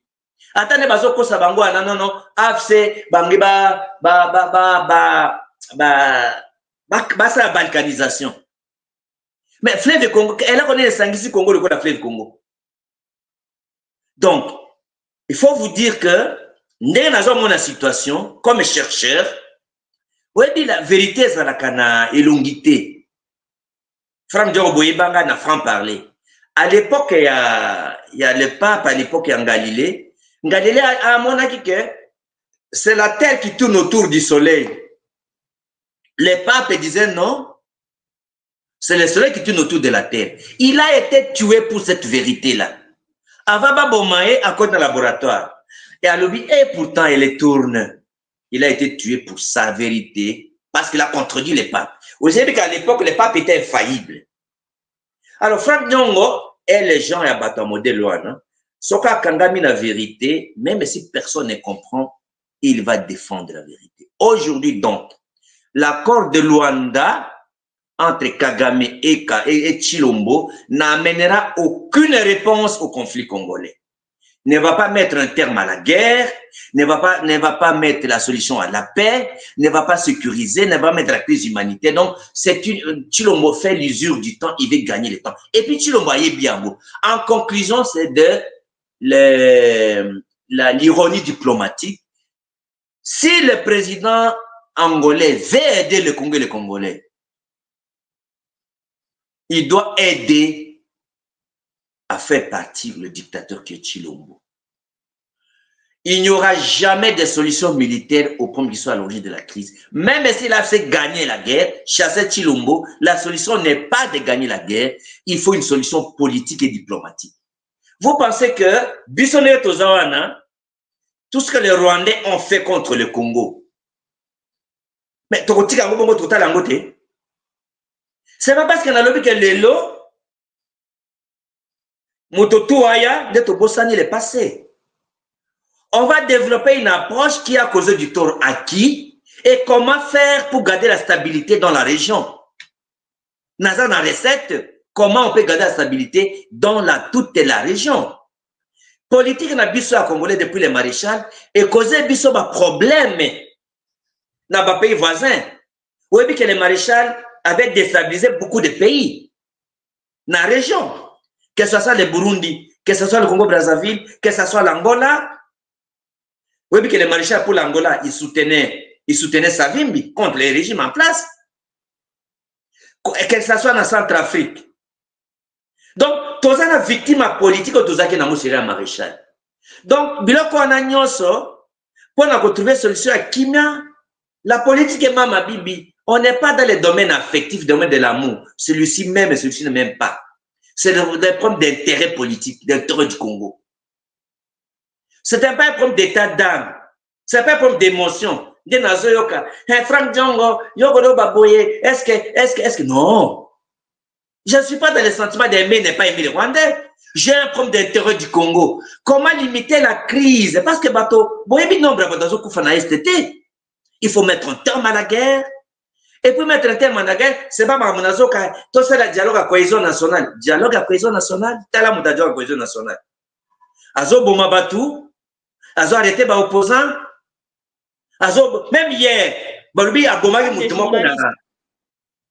Azo Kangaba journaliste, Babi a Boma Moutoumoko Lobi d'enseignement. Donc, Chilombo n'est pas prêt. D'être soit il faut appeler sur information.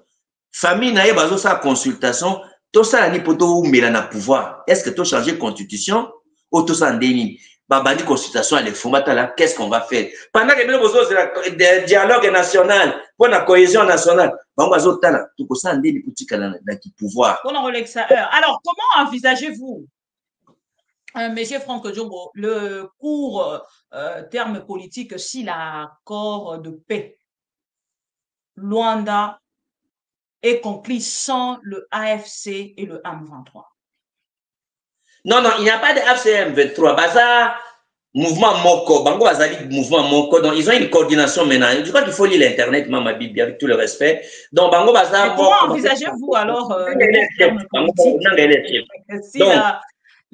si cet accord de paix, Luanda, est conclu sans l'AFC? Voilà. Il n'y aura aucun effet. On a l'impression que Pézal Lorenzo a une erreur de perception. Il n'y aura aucun effet sur le terrain. Il n'y aura aucun effet pratique danger de la crise. Aujourd'hui, Chilombo a vu que, en fait, qu'est-ce qu'il faudra te dire clairement? Bazo Linga, on m'a dit, traduire le dialogue au bazo la cohésion nationale. Le gouvernement a Liboso, na bateau bako débauché, na société civile, na bako débauché pe, na opposition oyo, bazo na Kinshasa, ba débauché moussous na opposition oyo ya Kabila, siko basali gouvernement na ya ba débauché, ba rejoindre Union Sacrée, nde bango nde bako négocier na ba révolutionnaire et d'autres groupes armés. Donc, il va le faire à deux paliers. Mais ce n'est pas une approche qui va donner. Ça ne donnera rien. Bango va dire qu'ils ne vont jamais récupérer l'intérêt par la force. Jamais, il n'y a aucun moyen. Il n'y a aucun moyen. Par contre, et là qu'on a, ils ont risqué et précipité chute à Chilombo. Parce que dans tous les cas, Chilombo va perdre le pouvoir. Vous avez mon à supposons que Bazo Lukato, ça n'est pas tout mais parce que chez moi, il va changer de constitution. Comme la constitution, va changer en gros, le code Azoak Aïba qui est majorité parlementaire, Achi Akuna qui est président en vie, Azoui 7 ans d'une manière indéterminée. Alors, tant que Banda, ça va bander alors qu'on a donc, et là qu'on a poussé Batoba Bengani dans ma casse. Donc, il ne faut pas avoir peur de la loi de Kwabouti de l'autre côté. D'abord, Bazan a un problème. Bazan a un problème, Bangomi Balé. Et comme le code a liqué, na poule. Na soso, na Rubanda. Bato ya Congo balobi, non, ba Rwandais, bo pesa schéma ya désengagement na bino bo banda liboso. Ba Rwandais balobi, non, bino bo banda boko désengager ba FDL. Qui va commencer? Nde baza bloqué. To eza ironie diplomatique, hypocrisie diplomatique, alors moi go bima wana ezata. Alors que le Rwanda n'a même pas reconnu qu'il a des troupes au Congo. Mais le Congo a signé ça qu'il a reconnu qu'il a des troupes au Congo. Mais le Congo a signé en reconnaissant qu'il a des FDL au Congo. Mais Monsieur Franck Diongo, aujourd'hui, après Kolandayo, on a Nyon Soto Sololi, êtes-vous prêt pour un dialogue qui partirait de Luanda, na médiation, il y a président Joao Lorenzo? Non, le point qu'il faut comprendre, évidemment, ma Bible, avec tout le respect, c'est que dialogue politique. Il faut qu'on y ait qu'aujourd'hui, na conteste oyo ya Chilombazo mema masolo. Na conteste oyo le président Lorenzo Azo mema masolo basé na mauvaise direction. Okay. Ça n'aidera rien le pays Et ça n'amènera pas la paix, et aussi ça passe à Badi, on a besoin de STT. Et puis, Mama Bibi, il y a une grande confusion. La cohésion nationale, la paix au Congo, est différente de la crise à légitimité de pouvoir. Nous avons un problème politique, nous avons un usurpateur à la tête de la nation. Aux élections à Liboso 2018, à Zouate, à Iba, et à 2023, à Zuité, à Iba. Donc, les institutions, ce sont des usurpateurs. Mais nous avons un problème de légitimité de pouvoir. Le problème de légitimité de pouvoir ne va pas être résolu lorsque les rois, les Kagame et Tchilombo s'attendent. Ce n'est pas ça la solution au pays. Si vous voulez toute la solution dans le Congo, Mama Bibi, c'est tout ça le dialogue ya libanda ya mboka, Tshilombo ya kopesa ba condition na ya kolunga pouvoir. C'est le seul dialogue qui va aider. On ne peut pas laisser un non élu, un homme illégitime qui a volé. Oui, quand il devient président par la fraude des élections, l'opération ya fraude fraude les vols de voix, on te proclame vainqueur par tricherie.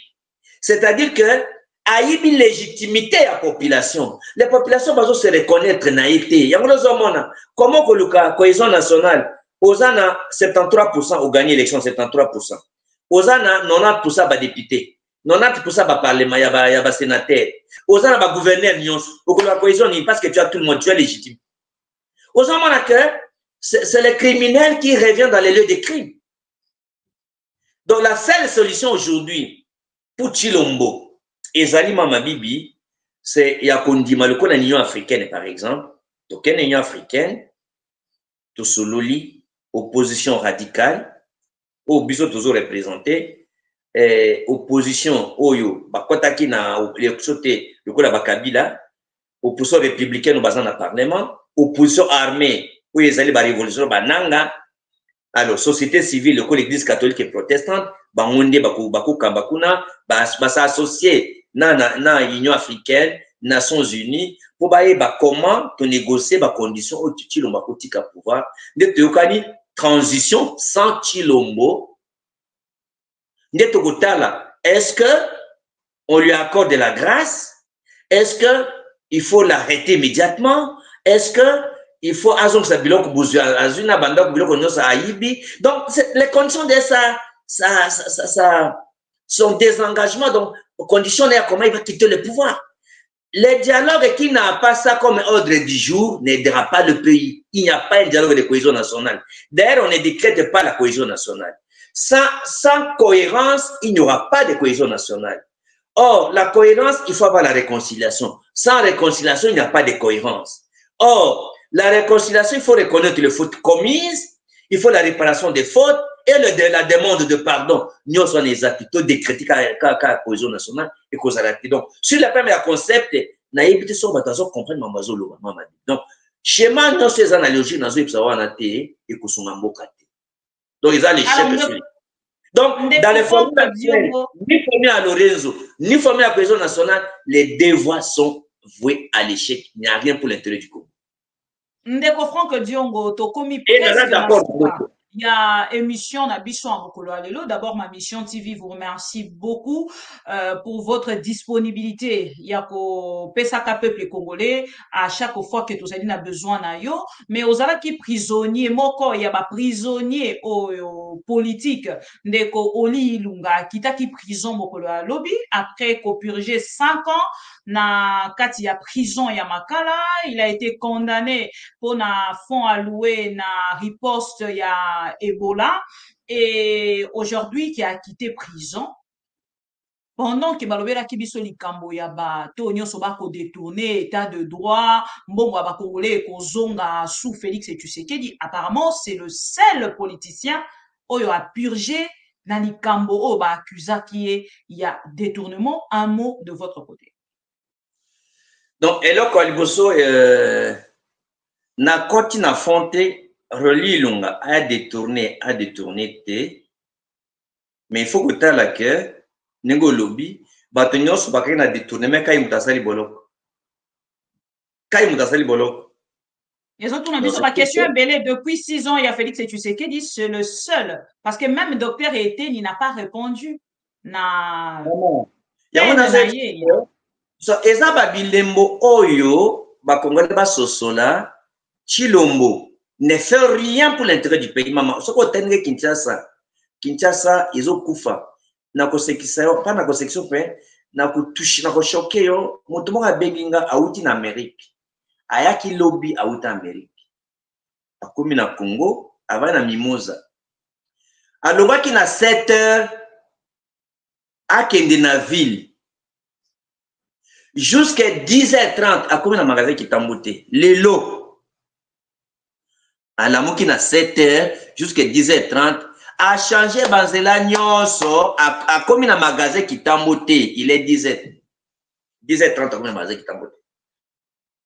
Lorsqu'un régime est incapable de gérer l'embouteillage, wana nyonso Kagame nde aboyi ke a gérer l'embouteillage. Kagame na iko beaucoup kosala mabe ya embouteillage. Donc ba détourneur nyonso, ba corrupteur nyonso. Mais en réalité ba détournera pas naït. Ce qu'on détourne, on peut se le bien, ba tiki yo. Vous allez comprendre. Et puis aussi, bon, relié lunga bango ba outi na UDPS, bazo se régler ba compte. C'est le règlement des comptes. Règlement des comptes. Parce que bato tout bayibi, même wazaki na Kabila Joseph. Ba sala bolo côté hein. Ba ko sala assembla soko sansi ba bimission. C'est-à-dire que soko pesa 30 millions. Bon, au PC mo itina mukua ya bien ba bimission. Soko PC muke a salima pression, soko ba récupérer yo au sansi on te fait sortir. Alors, nous devons encourager les messieurs. Nous allons laisser le pays fonctionner. Encourager justice guérie. Nous allons laisser le pays comme ça parce qu'il y a un narratif à l'Okuta, un sentiment anti-rwandais, parce que toucher biso, kobanga diabolisation, non. Je fais un longo là-bas congolais, kobanga diabolisation, parce que ma belle Félix Azo tia biso, aosa la biso, chilombazo sa la biso, par rapport na dossier à kobanga diabolisation. Alors, Azo là, sa biso pongi. Il faut que la diabolisation, ça dit que bolongoli mais biloko atie na miso et na miso bon la vérité pour attaquer. Donc à un fou, il faut un discours de fou. Il faut que tia ma colonna plat.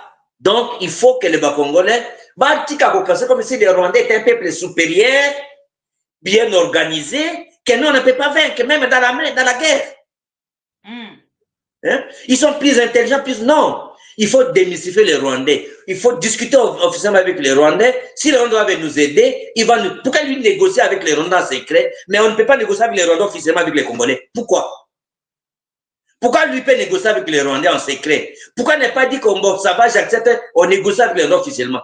Pourquoi il ne ferme pas l'ambassade du Rwanda au Congo? Pourquoi ne crée pas, pourquoi ne pas fermer la barrière comme le président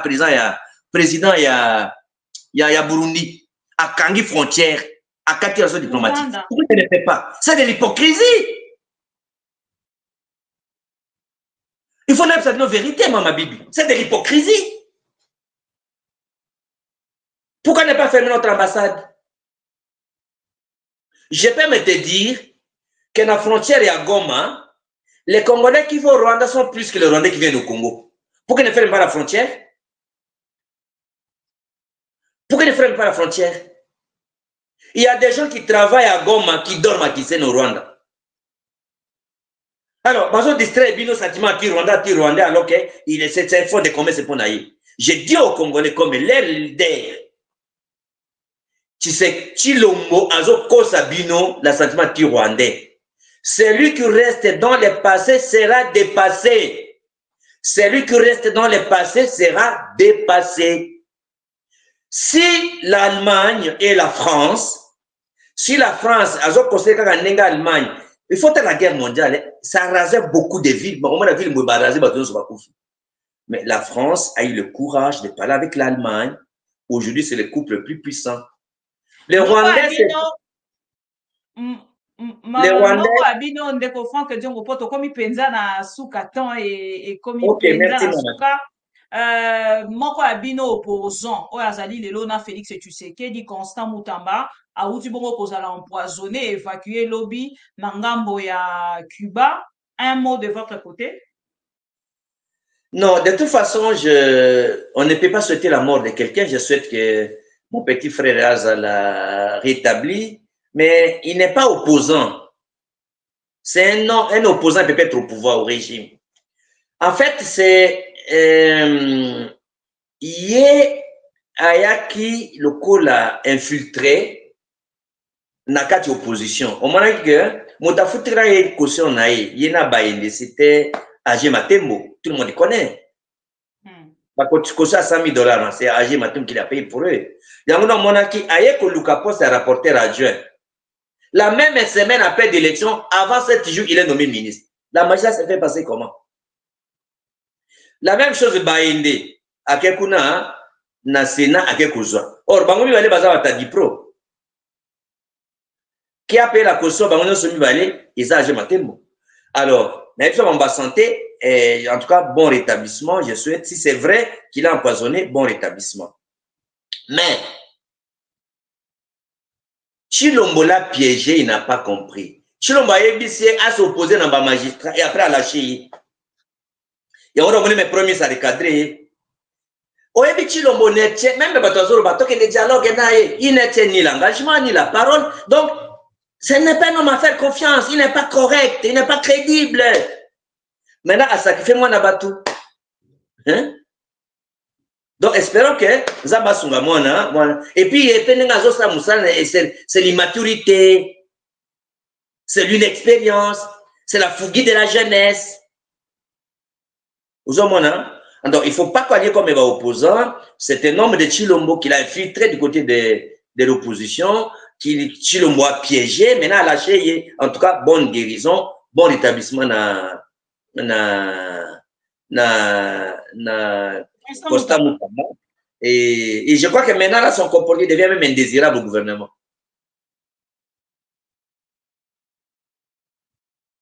On n'a jamais vu un ministre de la justice qui est en conflit avec les magistrats. Hein? Ils ont raté. Il y a des choses qu'on peut parler à l'interne, ils ont raté. Je ne suis pas d'accord avec ma magistrat Bazo Sala, mais ils ont raté. Tu n'as jamais vu Mama Bibi depuis Ozana Kinshasa Penapoto que un ministre est en conflit avec les magistrats, ils ont raté. Ministre de la justice, ils ont raté. Donc c'est de l'immaturité, l'inexpérience. Chilombo l'a piégé, alors, mais à tomber dans le piège, il n'a pas géré l'affaire avec immaturité et expérience. En tout cas, moi, je le souhaite de bon rétablissement. Et je salue Roli Lunga, Ninga Bemi, beaucoup de courage à continuer le combat. Azanator, il a été victime, il y a un règlement de compte entre Bango et Bango Bassi et IDPS. Merci beaucoup de Franck Diongo pour Nalelo. Tokabwani Awa. Merci Mama Bibi, merci beaucoup de l'invitation nayo. Merci pour Mituna nayo. Na sala ki moi il faut na répondre yo. Chaque fois qu'on a besoin d'angai, nazali mou mwa na Congo. Événement à Genève, Isaac Bitumba Franck Diongo imogote, ba Congolais nyonso ba se mobiliser pour te ba ko tikela Chilombo. Et ce n'est pas que le Congo a qui kozala te membre du Conseil des droits de l'homme. Moment où il y a un régime à dictature, on ne peut pas souhaiter que Congo et Bongoana. Il faut que sensibiliser Moukili, le Congo azali régime et à dictature. Ce n'est pas combat Franck Diongo. La personne bonne information, Congolais Tika Azali a s'engager dans Koutalisa violation des droits de l'homme. Parce qu'en fait, ce combat régime oyo ya poto ya mindele. Ba moni que population ekoloana ba dénoncer ba dictature ba violation des droits de l'homme même soko ba l'état na ba pays wana ba liba suna dictateur wana opinion publique na bango ba ko se soulever contre bango et puis bango na poto ba banga opinion publique na bango. Donc il faut sensibilisation, mobilisation, conscientisation que ba toba ba que Chilombo n'est pas l'incarnation de représenter la République démocratique du Congo. C'est un dictateur sanguinaire, c'est un dictateur génocidaire, à un régime, il y a corruption, il y a terreur, il y a injustice, ou à privatiser pouvoir, à tribaliser pouvoir, à privatiser pouvoir. Le régime est comme la famille. Le régime a une seule famille. Donc ça, il faut montrer à l'opinion nationale et internationale. Pourquoi la télévision monnaie à travers eux, campagne de conscientisation, il y a sensibilisation pour nous dire que le régime à Congo, contrairement à ce que les Christianos Mukili, il y a réunion à Minene, il y a le régime, il y a dictature sanguinaire.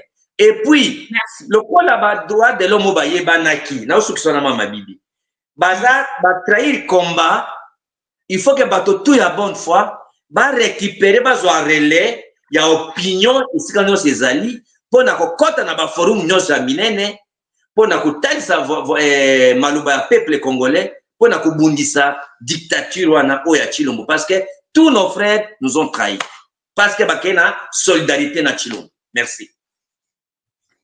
Merci beaucoup ndeko Franck Diongo ndenge nzimaki ko répondre na invitation na biso mokolo alelo pe ko répondre na ba question na biso nyonso oyo ba pro Congo ba bongisaki peuple congolais alandi yo topesi yo merci et merci na ba congolais nyonso oyo balandi biso tokutani mbala sima pour na ba information mosusu sino à tout le pro Congo 230 000 abonnés grâce à votre fidélité grâce à votre fidélité et confiance au bozali kosala na ma mission TV tozali kosenga bino pour continuer lisusu parce que à travers vos abonnements à travers fidélité na bino nde tozo ko atteindre banda ko ebele pona ko informer peuple congolais na likambo o na Congo mokolo alelo congolais nyonso te akoki kotelema pona ko informer na makambo etali mboka na biso parce que la dictature de Félix Tshisekedi est imposée. Merci na bino nyonso ndenge bozala ki ona kolanda biso à travers les commentaires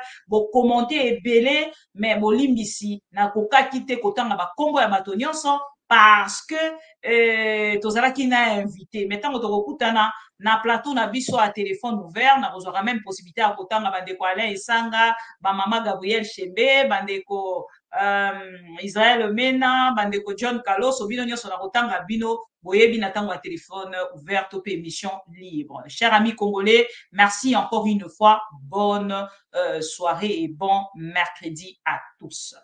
Au revoir.